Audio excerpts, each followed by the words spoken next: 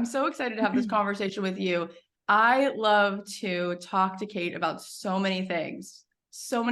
And so we are going to geek out on talking about business. We're going to geek out on talking about woo. We're going to geek out on talking about all the things that light us up. And I know that you guys are going to be like, she's my people. Yes, you're going to feel it in your gut. So welcome, everybody. So let's just start, and then we'll sort of unpack the business pieces, because that's really so much fun for both of us. First and foremost, let's just kind of put all the pieces on the table so people have a context of who you are, what you do, and all that stuff. Who the heck is this chick? Who the heck are you? Yeah.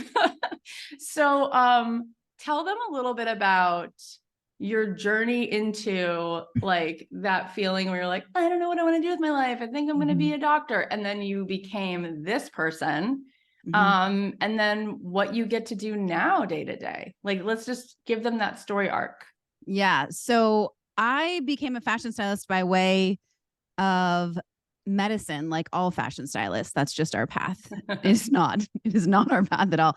I was on track to be a doctor. I had done a lot of schooling. I had a bachelor's degree, a master's degree. I was working at a Harvard institution, Harvard recommendation letters.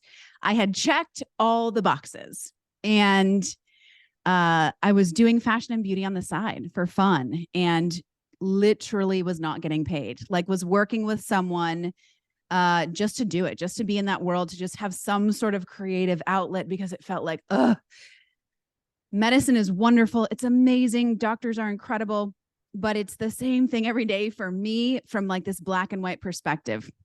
Cases were different and all of that, but like the black and white of it. And so I had to have something where I had a creative outlet, and I had reached out to a makeup artist in Boston. I was living in Boston, obviously Harvard, for 15 years. And I'd reached out to this artist and said, can I come just watch you? Can I come learn from you? Can I come just like be in your energy? And I'll clean your bathrooms. I'll clean your brushes. I don't care. I don't care what. I just want to be in it. And through being in it, I fell more and more in love with it. And the rubber hit the road when the artist I was working with doing makeup, I was getting to do fashion as well, because we were working with celebrities and doing runway and photo shoots and all of that.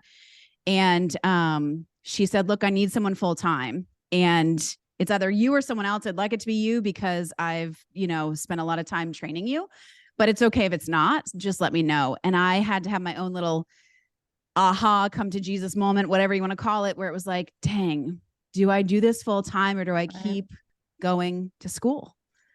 And when I really got honest with myself, I was like, I don't want to go to medical school. And I had to just say hard left, quit the job, decide to put everything on the shelf, and let's go do this. Let's go full in. And it was just always butterflies and rainbows. No, it was not. It was not. It was terrifying. It was, I was bartending. I was doing anything I could to just like make it work at the time. And through doing that more, I recognized that what I was really obsessed with was fashion, because it was like this instant gratification, whether it was on a photo shoot or with a client or whatever. It was like all of a sudden these people realizing that they could have confidence. Things could change. More was possible. They didn't know they could look this way. It was like amazing. I still love makeup, but that to me was not as creative as fashion. There are makeup artists that feel wildly different. And that's why we do what we do, right? But with fashion, it was like, this is just so great. So I decided to stop doing makeup altogether, start my own thing. And I started my fashion styling business in Boston 10 years ago this year. We turned 10 a couple months ago. That's awesome. And I know, right? It's crazy. And just started getting out there and doing it and making it a thing. But I've never been happier. I've never felt more fulfilled. And it's why I do what I do as far as helping other stylists too. I mean, I help my clients, and we do a lot with fashion and style, and I'm obsessed with that. I will never not do that. I think it's one of the unique things about me also teaching and training stylists is that I'm still styling, right? Like I'm still an active fashion stylist, and I'll always do that because of my creative juju, but I'm able to help other stylists because at the very early stages of my business, I recognized there wasn't really anyone else out there helping fashion stylists. It was just like, find a business coach or figure out something. And I was hearing this rhetoric of, well, you have to really suffer and struggle. It takes a long time to really get there. It takes a long time to make money. You know, people are on their kitchen floor, like making designs for fashion design, and you're the stylist. So like, that's even harder. And I was just hearing all of this from fellow stylists. And I immediately was like, I call bullshit. Sorry if there's little kid ears around. I call BS. Like, I don't think that that's true. I think there's got to be a better way. And I've always been into leadership and mentorship my whole life. So I, in that moment, made the decision, I'm going to figure this out. I'm going to earn what I thought at the time being successful in this area would be hit 6 figures in each of the areas. And then I'm going to teach anyone that will listen to me how to do it themselves so they don't have that same thought going through their head. I was like, I'm going to rewrite it. I'm going to be a disruptor in this industry and say, you don't have to suffer and struggle. That's actually a choice. And this was before I'd done a world of mindset work, which just supported it. And that's where I started doing the mentorship as well. I got those levels of success and I was like, now let's get into it. I don't want anyone else to suffer and struggle if they don't have to. Oh my gosh. That was long. Isn't that such a fun story? Type a 1 in the chat if you just enjoyed hearing that story so much. It was like walking through a candy store. It's such a fun story. You're so lovable. You're so relatable. And it's the dream that we want for the girl in the movie who we're rooting for. Yes. We want her to leave medical school to go do what lights her up, unless the thing that lights her up is medical school. But totally. In this case, it's just such a fun thing to hear you as the heroine, just to like choose yourself. And then I also just want to really like highlight here that where you and we have so much in common. But what really stands out to me here is that, so that was exactly where I was as a songwriter. I was writing music for film and TV, and I had my songs in all these shows, and songwriters had this like refrain, forget the songs and the refrains they would sing in the song. They would sing this refrain about their life, which is songwriters don't make money. You come out to LA to be a songwriter, your dreams die, you wind up being barista, and then you have to go work for your dad's insurance company. And I was like, yep. Why do you all say this? And so eventually I was writing all these songs for all these things. And I was like, wow, I'm making 6 figures doing it. I'm going to start teaching my friends, not ever understanding that I would wind up being a business coach, like never thinking that one day there would be more people who wanted me to tell them how to do it. And that I would personally be so lit up from that I would actually, for every 1,000 people I taught, I would write one song. And eventually I would actually figure out like, that was my calling. It's so interesting, but we have that in common. And what I love about that is it goes deeper, because what you and I have now realized is that the same principles that you teach to a fashion stylist that I taught to a songwriter. The reason why I started a podcast called Don't Keep Your Day Job is because I realized that the exact same principles that I would teach a songwriter to be able to make a living doing what they love were the exact same steps in business to any business. And so that's why you have a podcast. That's why anyone wants to learn from you, including all the people listening to you right now. So let's see if we can break these things down a little bit. What do you think is one of the main things that gets in people's way when you meet people who want to have a business? They want to be able to get paid to do what they love. What do you think is one of the main mindset things and one of the main practical things? Let's see if we can break it into 2 buckets and just free associate, because you could talk about this for hours. So the first thing that comes to your mind that gets in their way on a mental level, and then the thing that gets in their way on a strategy level. Yeah, this is something that I think I've been evolving even recently, and I've been talking to my stylist about this a ton, even this week. But the number one thing that gets in your way is obviously fear of failure, fear of rejection, fear of not being accepted, those fears. But what it comes down to, if you were to make a chemistry project and get it down to the actual component of I'm going to be a science nerd here, but if you were to get down to what's really going on, it comes to a lack of trust in yourself. And it's not your fault if you don't trust yourself. It's what we have been taught since a very early age. Listen to what your parents say. Oh, you thought that happened. That didn't really happen. You don't really know what happened. You're a little kid. You didn't totally get it. It's okay. And you grow up and you reflect back to situations in your life that might have happened when you were younger. And you might say, I was right about that. That is what happened. I wasn't wrong. I was being gaslit, but not really gaslit. I mean, your parents are looking out for you. They're trying to protect you, but it starts at a very young age where we get this idea that I'm not fully trustworthy in my thoughts or my desires or my dreams. I need to run them by people. And the reason I'm running them by people is to make sure I'm accepted, to make sure I'm loved, to make sure I'm not rejected out of the fold, to make sure people like me, to make sure there's nothing negative that comes my way, because we have this archaic part of our brain, our subconscious mind, that is actually allowing for the level of success that we're willing to enjoy in our lives. But what it's wired to do initially is protect you. And protection looks like stay where you're accepted, stay where you're loved, stay where people are proud of you, stay where they can brag about you. My whole life as a child was like, get straight A's. Oh, you want to go to med school? Great. I get to brag to all of my friends about that. Awesome. Exactly. Keep going down. Check off the box, check off the box. But through that and not being honest with ourselves, we trust ourselves less and less and less. So what I see with especially stylists, but a lot of business owners is, and by the way, you guys, this is like my own awareness that I have come to within this year, is there's a depth that we can go into, a deeper level of trust with ourselves that we've not leaned into and allowed for the massive amount of success you could actually be experiencing. So that's when you ask me, what is the number one thing? We don't have enough trust in ourselves. It's not our fault. It's how we were kind of raised and brought up, especially women. It's like this whole overarching thing we can get into later, but the patriarchy of like, you know, what does the man say? And you're like, well, I feel like I've got a strong voice too. I feel like I kind of know what's going on too. Right. Yeah. But it's this trust. So I think that's the number one thing.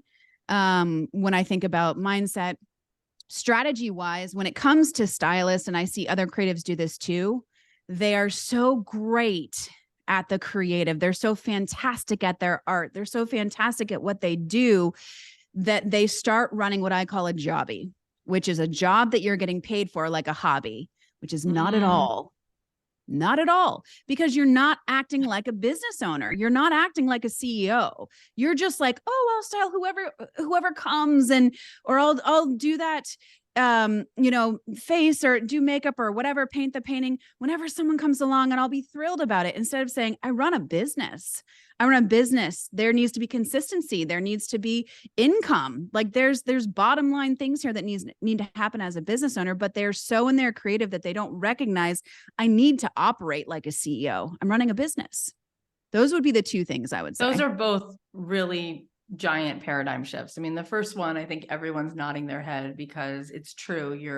Your brain is wired to first protect you. And then how does that show up? Stay where you're accepted, don't take a risk. And starting something new, especially when it's something you love to do, you feel so vulnerable. Like, what if people don't accept this? What if people say whatever? Then I'll be destroyed. I'll be rejected. And that does not feel safe.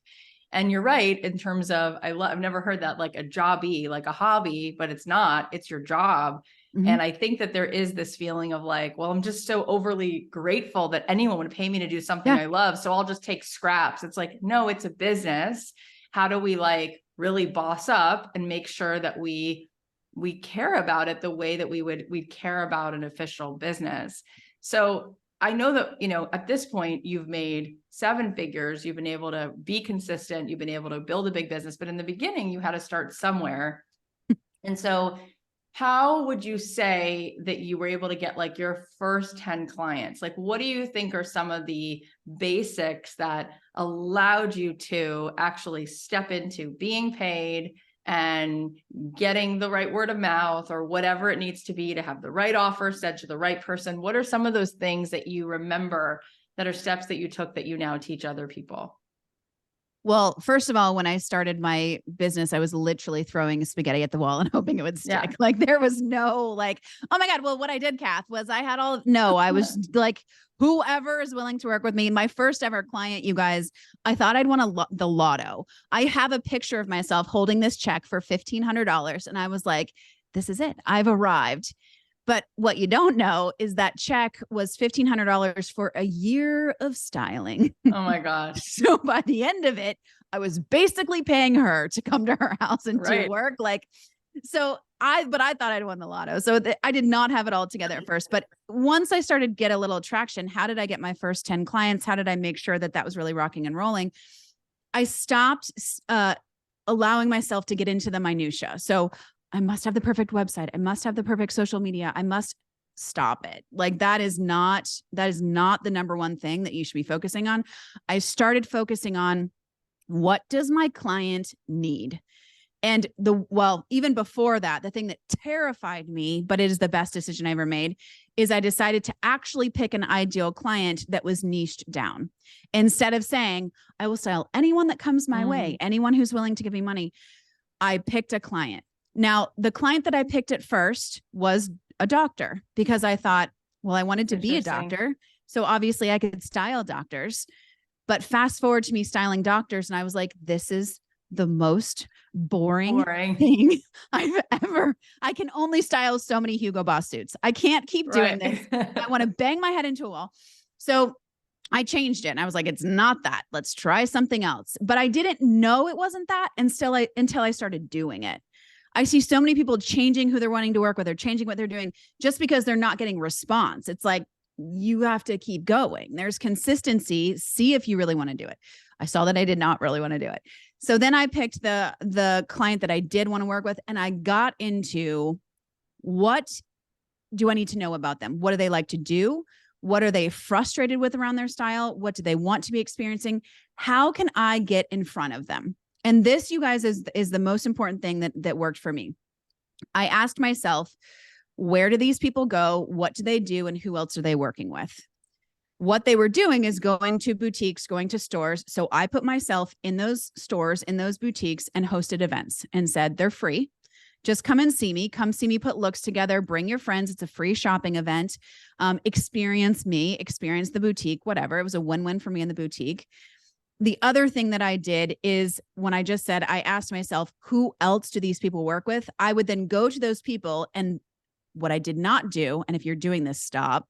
I did not go to those people and say, hi, I'm a stylist. You should talk about me to your people. I can help your people. Because all you're saying when you're doing that, you think you're networking. What you're actually saying is, do my marketing for me. Do work for me. Find clients for me.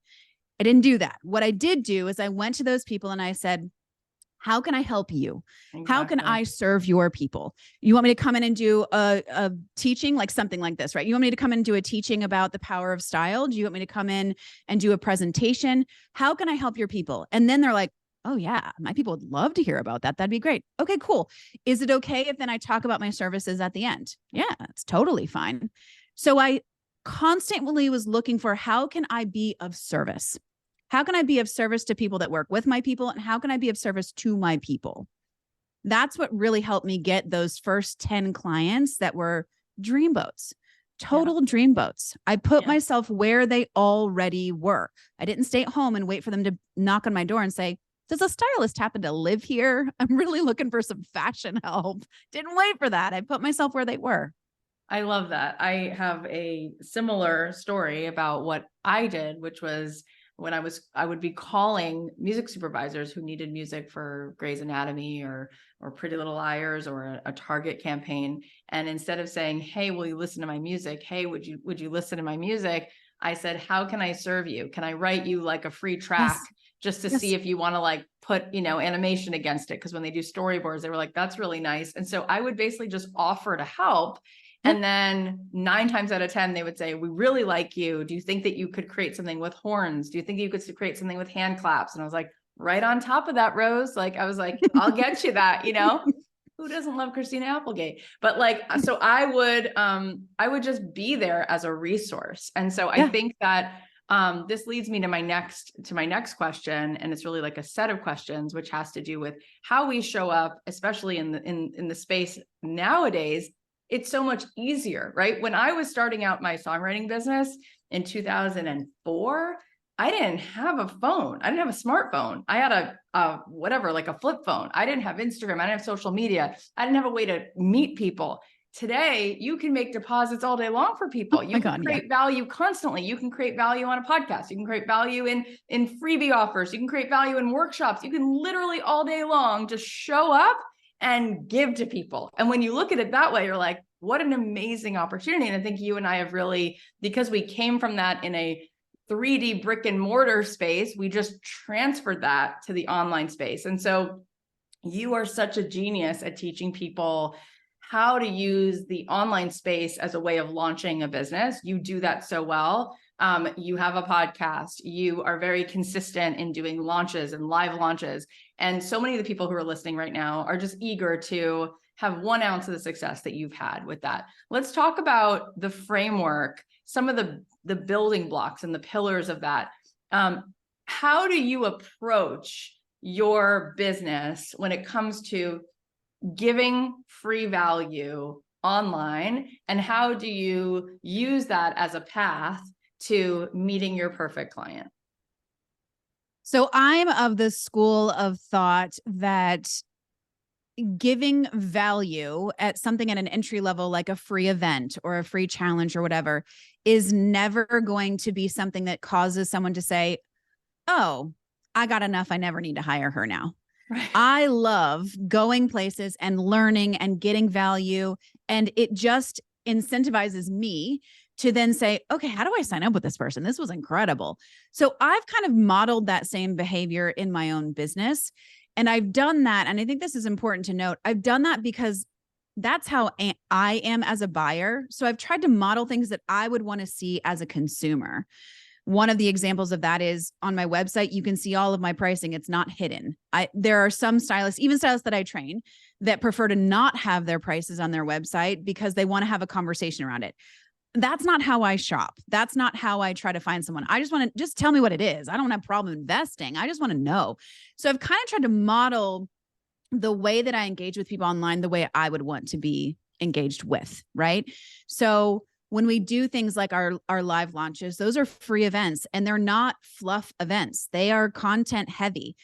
Actually, so much content, they were so content heavy that I've had to dial it back a little bit because some of the participants were like, I'm actually in a little bit of overwhelm. You gave us so much that now I'm a little bit in shutdown. And I was like, ooh, I don't want to get to that place, right? That place where it's no longer helpful. I've given so much that now they're stunted. So I've had to dial it back a little bit, but not for lack of wanting to give, just for more of ability to consume. And I love allowing people to see that where they want to go, what they dream of, where they see themselves, that it's already been done. There's certain lanes that you can take to get there. But if you can see it like in your mind's eye, or you close your eyes and you see a vision of it, or you dream about it at night, my love, it's already been done. Like it's already a done deal. You don't have to strive and feel like, God, I hope one day that is me. It's already you. You just get to decide which path's going to take you there. Yeah. So if my path is the one that excites you of like, let me get some free content, let me understand what I'm missing, let me connect the dots, great. We also have, guides and things like that, because the other thing that I like to do is offer content in different ways. So we might have a free guide. I mean, there's all kinds of different minds, right? You can even see my website, when it comes to the styling stuff, the very beginning of the different packages, it's like, here's your bullet points. Here's high level, consume real quick. That's my, one type of brain. The other brain is like, paint the picture for me. Mm-hmm. So then you scroll down and it's like, let's go through the fields. So you got to think about, I'm going to have different ways, my clients are going to have different ways of thinking and consuming. So I like to make sure we have value add free content that meets different needs, different desires, different kinds of brains. And it's always value add. It is never fluff. Because there's nothing that irritates me more when I go somewhere trying to learn something from someone new, you download their guide or you join their event, and it's like things that you're like, come on, get to something. 100%, you guys. Oh my God. OMG. I think you and I wind up being the recipients of a lot of love because, as my friend Kelly Roach says, when they zig, you zag. I think because it's a sad commentary, but so many people don't actually deliver value. Like there's no there. You and I stand out, but here's what it is. It's like, I wind up loving it because it's so satisfying to really give people free value. Like when you and I both, they're very different boot camps. I mean, in some ways they're very similar because we're similar types of people, but we're teaching kind of different nuts and bolts. Yeah. When somebody goes through either of our boot camps, they walk away, they're like, holy crap. Like I got so much out of that. That's literally the truth. And the way I look at it is like, great, learn as much as you can, because when you come to what's paid, the paid offer, we're just going deeper in all of that. And really, it's not like I have like thousands of things left to tell you. If anything, it's more like I'll now take the time with you to implement what I just taught you. Yes. Right. So I never hesitate to give as much as I can, because you're right. There's a balance. You don't want to put people into overwhelm. And so I've had to kind of like jiggle with that a little bit and find the right balance. But there's something to be said for really giving people value is a good thing. And people sometimes worry, but if I give it all away for free, it's like, no, because people work with people that they know and they like, and they trust you. And so as soon as they get to know Kate and they learn a lot, they're like, there's no way I'm going to implement this on my own. And I want to do it with her because I like her. So I think that that's a really good way of leading in your business. The other thing I want to ask you about, which you and I have both done similarly as well, if someone were to go look at your things on social media, or even look at mine in comparison to some of the women that are our colleagues, they might make a guess and say, oh, well, somebody who has 1.5 million followers is probably making 7 figures. And I wonder if Kate is, or I wonder if Cathy is. And I think what you and I have done really well is that instead of trying to play the wide game, we played the depth game. And so you and I were both like, well, we want to make like deep engagement. And so even if you were to look at Kate's Instagram, which is, I wind up screenshotting a lot of your posts, because again, you have a nice balance of like woo things and mindset things and practical things and really cute photos.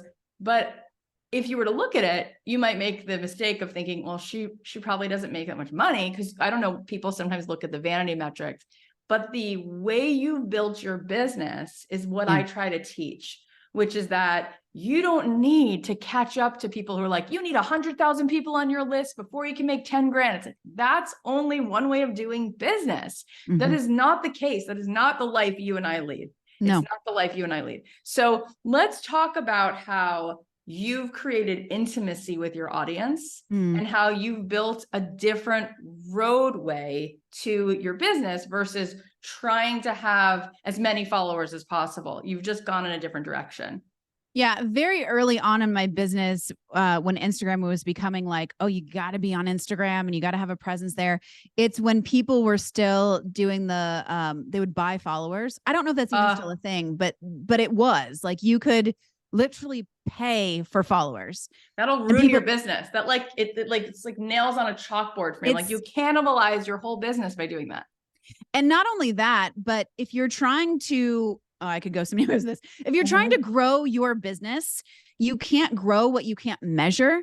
And if you're adding fake followers or bots or whatever, just so your vanity metrics go up, well, now the actual data on what you're putting out there is totally effed, because you don't know who's responding to what's genuine, what's authentic. It's like, it messes with everything. So from a very early stage of business, and I saw peers doing this. I actually saw mentors doing this, where they were buying followers, and I could tell because it would be like 30,000 followers. And I would go to one post and it was like 2 likes. And I'm like, this is crazy. Yeah. This is crazy.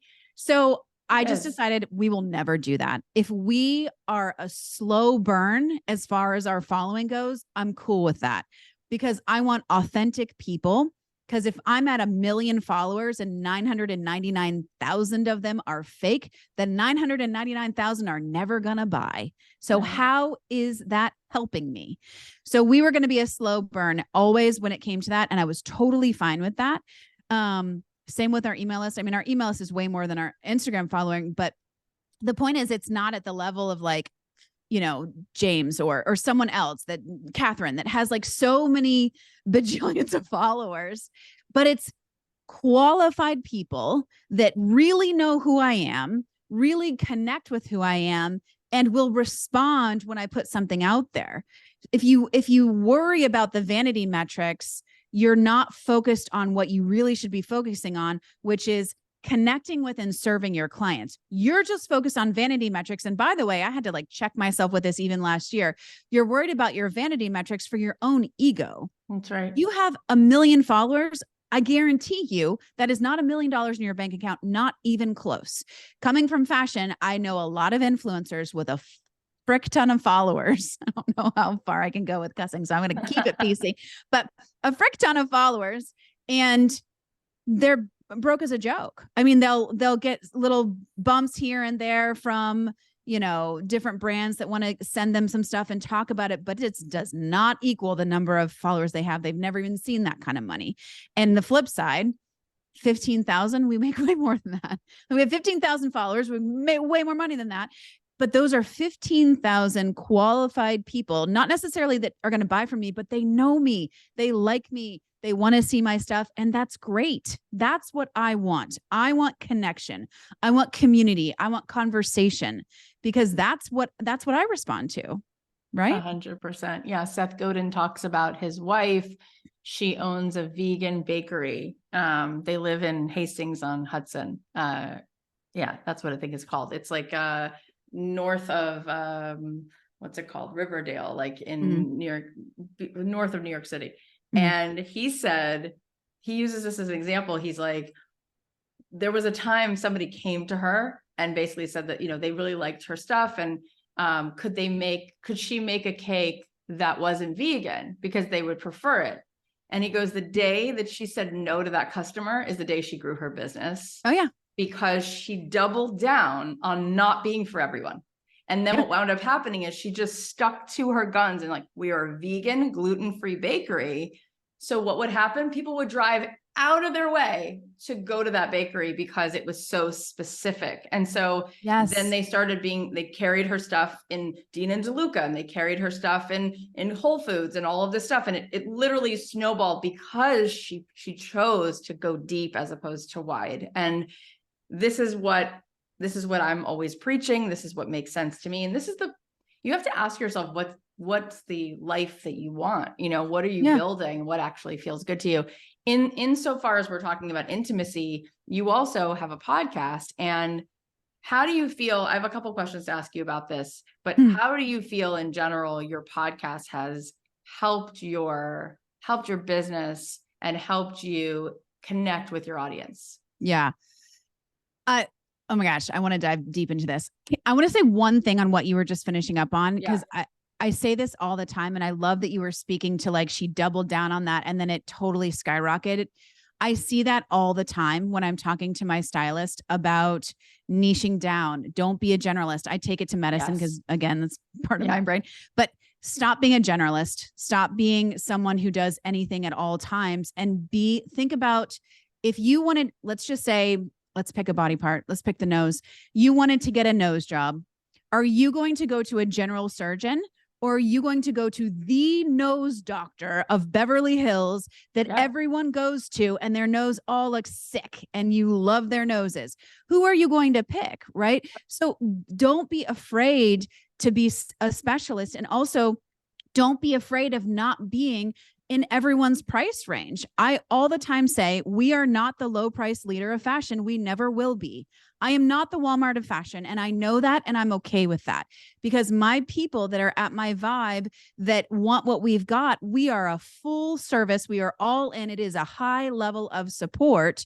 And that means you pay premium. And I'm cool with that, because then we're working with our dream boats. We work with people that I'm like, I could spend years with just this one person and be like mind blown, so excited. So don't be afraid to not be the low price leader of whatever you're doing, and be a specialist. Back to what you were asking, my podcast. So the podcast is like, honestly, my new biggest obsession. I am so obsessed with it. And what it has done is allowed me to bring out my personality, how I teach, have people get to know me on the level of like what you and I do, Kath, and like what I do with my students, because Instagram's great. You can see the beautiful photos. You see me on stories from time to time. You get inspiration. But what I genuinely, we just had a launch where I had opening for stylist school. We got a whole new cohort of people that want to become stylists. And this one lady said, I'm so glad I joined your live event. I wasn't sure if I liked your like who you were, your vibe or whatever from your Instagram, because I couldn't really tell. You seemed really serious on your Instagram, but on this live event, you're so fun and like you're saying like such good things, and I'm connecting with it. So I've been able to take that and put it into free content that is not necessarily business content. I mean, some of them are me and my partner talking about trends that we like, or doing like we call it the Hey Babe series, that we did a road trip from California to Florida last holiday. And every random once in a while, my partner runs our social media and they're very good at it. They grew their own social media. Anyway, they would like pop the camera on. And before Cody took over, I was very like, okay, I got to have my makeup done. I got to have my hair done. I got to look good for the stories. And Cody was like, no, people just love you. Like, just get on there. But I had this like hesitancy of like, ooh, I don't know if I can do it. But so Cody in the car would just like turn on the camera and be like, hey, babe. And I'd be like, oh God, hi. Like, hey. And you guys, I've never gotten so many responses in my Instagram than those Hey Babe videos that people were like, more Hey Babe. We want Hey Babe to be a series. So we're able to put some of that on the podcast. Who is Kate? What am I all about? Hear me teach. I mean, it just allows people to really get my vibe in a free way on any platform and not have to wait until a live event to see like, do I like her vibe or do I not? Like, I can kind of get it on Instagram and she's got good content out there, but I don't think I know her. And gone are the days where people will hire you before they know you. People's BS meter is at like so sensitive. Like they can spot it from a mile away and be like, I call BS. I don't know. I don't vibe with it. I don't jive with it.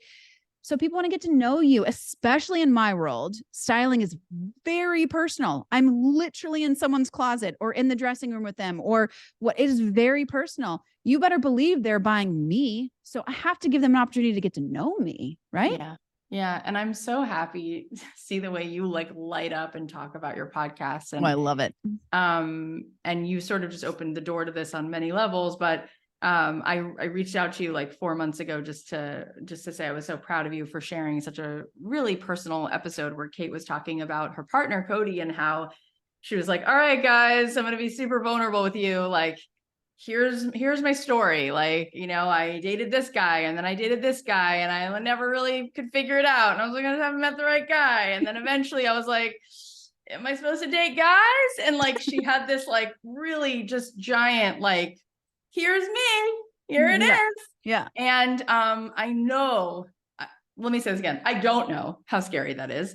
I was going to say, I know from what you told me that was something that weighed on you for a while. It was like, can I be myself? I'm still figuring out who I am. And a lot of people, you guys, are the kind of people like, I just fall in love with who I love. I don't know if that even makes me a thing or a this or that. I mean, it's so many things at one time. And then there's all this fear of like, will I belong? Will people exit? Will people leave?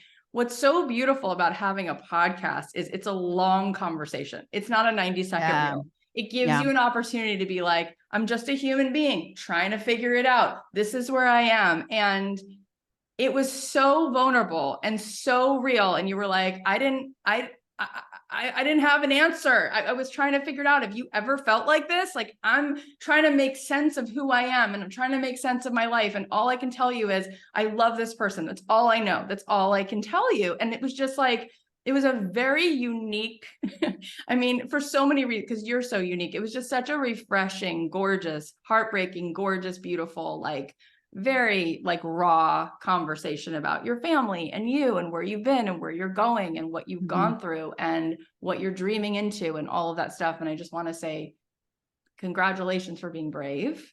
Thank you. We're not all the same, but love doesn't mean being the same. Love means you choose to be loving to someone. And I think that is probably the biggest win in having a podcast, is using it like that. Is giving yourself the opportunity to be genuine. So I just wanted to ask you, how do you feel since then? And how do you feel that's affected your business, or how do you feel it's affected you and your confidence or your life? Do you feel like, do you feel different since then? Yeah, I think that the biggest thing with that is it allowed for me to go into another depth with it, right? Because we did like a hard launch on my Instagram, I would say, but in retrospect, it feels like a soft launch compared to the podcast episode. But before we did that, I had been with Cody for probably a year and a half at that point. And really only those who were closest to me, I mean, it was like Cathy, our friend Heidi, and like a handful of other people knew about Cody and knew about my life. nobody else really did outside of that in my family. Nobody else really did outside of that because I was navigating it for myself. I had come from like a hetero world of, and also being, most of my life hearing one rhetoric of like what's right and what's wrong. And I was just like, oh God, I'm breaking the mold again. And what if I'm not accepted? So I was going through my own process of, is this going to be accepted? And finally something shifted where I was like, this is so not about me being accepted. This is about, I have a partner who I love and I want to spend the rest of my life with, and I can't not talk about them anymore.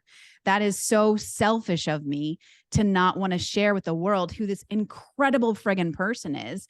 And if this helps one person feel like it's okay to be seen and love is love and whatever, then let's do it. So I said to the team, we will lose people. I know that already. And I'm fine with that. I was a little bit nervous about the backlash that I would receive in Instagram, just like in the DMs or whatever, because there was also, certain people following me that I just expected to rip me a new one. But I put it out there. I put it on all the socials. And again, I thought it was a hard launch at the time, but it was a soft launch in retrospect. Put it out there. Lots of pictures of Cody, a little bit about our story. We lost followers. But I said to the team, I genuinely don't know why they were following me to begin with, because I've never been secretive about supporting everyone and loving everyone. So it should have been clear. But if that made you leave, best of luck on your journey. I am not your vibe, nor should I be. So that's great. Bye-bye. But you guys, I didn't get one single hate message. People left, and that's fine. But it was so refreshing to see that people could just leave without announcing it. One of my friends, she has a gay brother, and she was talking, and she's also Mormon, but she was sharing on her platform, how much love and support she has for her brother, and like talking about his husband and everything like that. And she got messages saying, I can't believe you're posting this. I'm leaving. And she put it on her social. I love when people kind of like share with other people what's going on. She put it on her social and she said, just as a heads up, this is not an airport. You don't have to announce your departure. You can just go. And I was like, I'm using that. Somewhere along the line, I'm using that because I love it. But the point is, I did that. And then when it came to the podcast, Cody said, nobody knows your story. And what if it would help somebody? What if it would help somebody to see that, like, you didn't realize that you wanted to date women or non-binary individuals until you were genuinely about 40, like 39, 40. That's late in life to recognize, oh, that's why nothing else worked. Got it. Like, now I get it. It wasn't meant to work. Got it. And I was like, you're right. This is, again, not about me. It was about helping other people and showing people, whatever you are, you still get a place in this world and you have an impact. And by the way, the person that I love also deserves to be shouted from the rooftops. Yeah. So it allowed for that depth. And the backlash since then has just been deeper conversations, more authenticity, more people saying, I'm obsessed with your podcast. People that will message us saying, I have nothing to do with fashion. I have nothing to do with style, but I love listening to your podcast and more of Cody, like bring Cody on more. So we're like trying to do that as well, but it's allowed for more depth. It's allowed for more realness, more authenticity, connection. Yeah, it's incredible. And what's universal about what you're saying is that we all have something about us or something that we're holding on to that we're worried will make us not belong. Totally. And that is something that weighs on us heavily. I remember when I was interviewing Brandi Carlisle, who's so amazing. God, she's and talented. So incredible. Oh my God. Yeah, it's insane.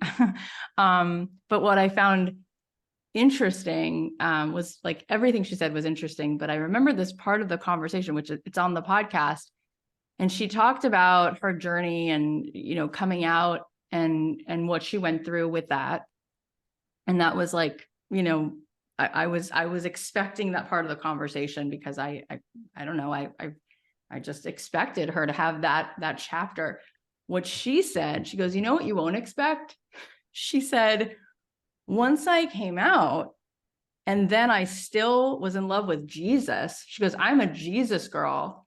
I lost people then who were like, I can't accept you that you're a lesbian who wants to go to church. And she's like, I was like, well, I'm not letting go of God. Sorry. It was so interesting. She's like, so I got like this like double punch of like, and you know what I mean? And then she was like, and we were both bawling, you know, she's like, isn't that fascinating? Like, in order to be this, I can't be this. And she's like, stop, you know what I mean? So the point is that everybody has to decide to be themselves, because there is no way you're going to Gumby yourself into being what every single person is going to decide is okay for them. No. And that is exhausting, you know, that is exhausting. And so I'm so proud of you.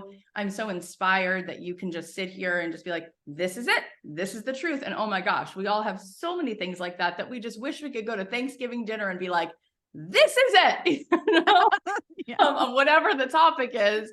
And may we all be blessed to have the courage to start to say, this is it. I mean, this is why you should have a podcast, for your own sense of satisfaction, that you go to bed at night every day knowing you're living on your terms, you know, like you're who you are. And we all need to be that, because it inspires everyone, no matter what it is that is their story. So I'm grateful that you're sharing that. I think you can also borrow my belief if you need to. Anyone that's listening to this, I have my stylist borrow this too. There was somewhere along my life where I stopped caring about, and this was before Cody, stopped caring as much about what other people thought about me. And I adopted this new way of being of, unless you tell me otherwise, I think you think everything I do is amazing. I think you love me. I think that you're not mad at me. I think you're happy with everything that we've ever done together. Right. Unless you tell me otherwise, I don't have the time or the bandwidth to worry about whether you do or don't like me. So I'm just assuming you do. You want to tell me differently? That's fine. You're mad at me. You better tell me, because I'm assuming you think everything is great. Yeah. And that's beautiful. And the truth is that whether that actually is true or not, on some level, there is a highest and best part that exists inside of people, and we can just be available for that. Meaning to say that even if people are in their stuff, you could just be like, that's contrast, you know, that's them being triggered, that's them in their own shame, and they're just projecting it, you know, that's what people do, they project their own stuff. So I was just about to say, I can't believe that we've already been talking for 50 minutes, because it literally goes by. Type a 1 in the chat if you love Kate. You literally can talk to her and listen to her forever. That's how I always feel.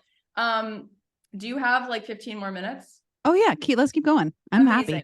So one of the things that you've done really well, just to go even in further with this, you and I both, from our podcast and from the things that we do, you started out as a stylist who still is a stylist, and you teach people how to do that. And everything that I've ever done well, whether it's songwriting or podcasting, I'm like, I'll teach you how to do it. I'll teach you how to create an income from your passion project. You and I both have found a lot of like just impact and also fulfillment teaching online courses, because we don't teach them the way people may think that they go. Like, you know, just because it's online, there's nothing that feels two-dimensional about when you and I are teaching an online class. It just happens to be that we're using that technology. What is it about that you think people should become curious in their own life about, thinking about that as a potential offer to teach what they know, to create a path online? One of your mentors, James Wedmore, is really great at helping people to create that kind of a thing where they're making money in the information space. They're learning how to teach courses, and he's great at it. And he's also very deep. Like, I feel like people who know him for like a minute are like, I'd be friends with him. Like, he's cool. He's not slick. He's just like an honest, very smart human being, and you lead your business like that. So what do you think people might want to consider once you have this intimacy with an audience? Why might they want to go into online courses and things like that? And what have you learned about it that changed your business? I would say the first thing you want to think about is what makes you uniquely you. What makes you different about the way you're doing that thing? So for me, I was achieving success. I was seeing success. And I also knew I was not buying into the rhetoric. That was setting me apart, because everyone else in the industry that I was talking to was saying, suffer, struggle, long time. And I was like, no. So what set me apart was, I don't buy that. I think there's a different way, and I'm going to prove it. And then once I proved it, I wanted to share it with everyone. And that takes me to step number 2 is, if you know in you, like, I can't not do this, then you must. Yeah. Like, you can't. What that means at a very cellular level is that there are people out there that need what you have, the way that you teach it, in the unique experience you have had, and they are desperately trying to find you. But right now, you're the internet's best kept secret because you're not putting your stuff out there. Mm-hmm. You're not helping them. You're not sharing it with them. You're not making it a thing, which, if you really look down to that, I know Cathy and I feel the same way on this, it's a little selfish, right? So Yeah. I can't not do it. It would be selfish of me to keep this under a rock and be a gatekeeper for how I reach this level of success and continue to reach more and more levels. It's selfish. So if I'm here on this planet to make a difference and I want to be a light, it is my responsibility to ask myself, and it is yours as well if you're listening, to ask yourself, how can I serve my people best? How can I serve them best? If it is something like an online course, amazing. And to Cathy's point, it doesn't have to be, I have the modules and it doesn't have to be robotic. Make it what you want, the way you would consume it. Cathy and I are similar in that we have content in our membership sites. Go there. There's plenty of content. There's also hundreds of calls you could listen to, but I'm always going to show up authentically on time for you with some sort of a download, some sort of an intuitive hit, or something that's working for us. And we're going to do it. We're going to get you the momentum. So that's what I would say would be the kind of like encapsulation of that. I love that. Okay. One last question. And then what I'm going to do is, for the next like 10 minutes, I'll ask her questions that you guys have. So you can put questions in the comments, in the chat section. So my last question is, if you had to just riff on, what do you think it takes to hit your first million? Like, what's one of the things that you think people need to focus on in their business? Is it team? Is it mindset? Is it your offer? Is it your pricing? There's literally, we can talk forever about all these things, but what's one of those things that stands out to you that was your unlock to go from 6 to 7 figures? Yes to all of the above. Yeah, all of them. Yeah, exactly. It definitely is team. It definitely is prices. It definitely is your offer. You want to have an irresistible offer, but really when you come down to the core of it, it is being unattached to that outcome from the perspective of making it mean something about you. So whether you do or you don't hit 6 figures or 7 figures, stop making that mean something about you. Just look at what is working, what is not working. How do I want to steer the ship in a different direction? I'm not giving up the helm. Like, I'm still going to steer the ship, but maybe I want to go differently. Stop making it mean so much about you or what you're doing or what you're not doing or someone's doing better. Get out of the comparisonitis and allow yourself to flow. Because yes, logistically, team is a must. When I hired my first team member, she was part-time. She's now my integrator, which in the corporate world, you would compare that to like a COO. She worked for me part-time. The year before I had hired her, I made $50,000. It was my second year of my business. The year I hired her, I made $100,000. She doubled what was possible for me. And she was part-time, you guys, for the whole year. She was part-time. It just allowed for so much more possibility. I also was very clear on my offer, and I was a specialist. I was not a generalist, saying this works for everyone, because if you're speaking to everyone, you're speaking to nobody. Nobody will be listening. You're too general. They need to hear themselves in what you're saying and connect so you really can help them. So don't be afraid to specialize. Get clear on what it is that you're wanting to offer to your people and make it irresistible, which means value add, over deliver, not to the point of you're not getting paid for it. Don't do that, but over deliver on what they even think they're showing up for. An example of that is people sign up for my courses because they want systems and structures and scalability and consistency. What they get is transformation. What they're actually buying is transformation. So get really clear. So good. That is so good and so enlightening. I love all those answers. Tell everybody where they can follow you, where they can be a part of your world. So it's basically Kate Taylor Stylist on all the things. Instagram is at Kate Taylor Stylist. My website is Kate Taylor Stylist. My podcast is The Kate Taylor Show. So definitely check out The Kate Taylor Show. You can listen to that episode we were talking about. It's on there. It's I forget, I don't want to say the wrong episode number, so I'm not going to tell you, but check it out. It'll be there. It's like styling out of the closet or something. We did a little like play on words about Cute. coming out of the closet. But yeah, Kate Taylor Stylist on all the things, and definitely pop into my DMs. Let me know what you thought about today. Go listen to the podcast, whatever you want. You are so generous. You are as generous as you are such a beautiful human being. And I so appreciate you. It was so I much appreciate fun. you. Type a 1 in the chat if you love Kate. She's so adorable. And if you feel like giving her some love, you could take a screenshot. You can post about this on your Instagram and tell people, you know what, you guys, you might want to go to the Kate Taylor corner of the internet because it's a good place to be. I so appreciate the questions. I think that we got like a full deep dive into business on so many levels and into just being a happier version of ourselves. Definitely. Thank you for being that possibility. You talked about being that as an example, and you're so good at it. In Oh so my many God. ways. Thank you so much for having me. Seriously. I so much, all the love you guys are sending me, I'm sending you back a million times over. Thank you for having me and for spending time with me today. Amazing. And if anybody has any inkling that you want to be a stylist, you should get your butt over there for those reasons as well, because she's so great at teaching you how to monetize that. I love you. I'll talk to you guys soon. Thank you, Kate. You're the best. Have a great day. Bye, guys.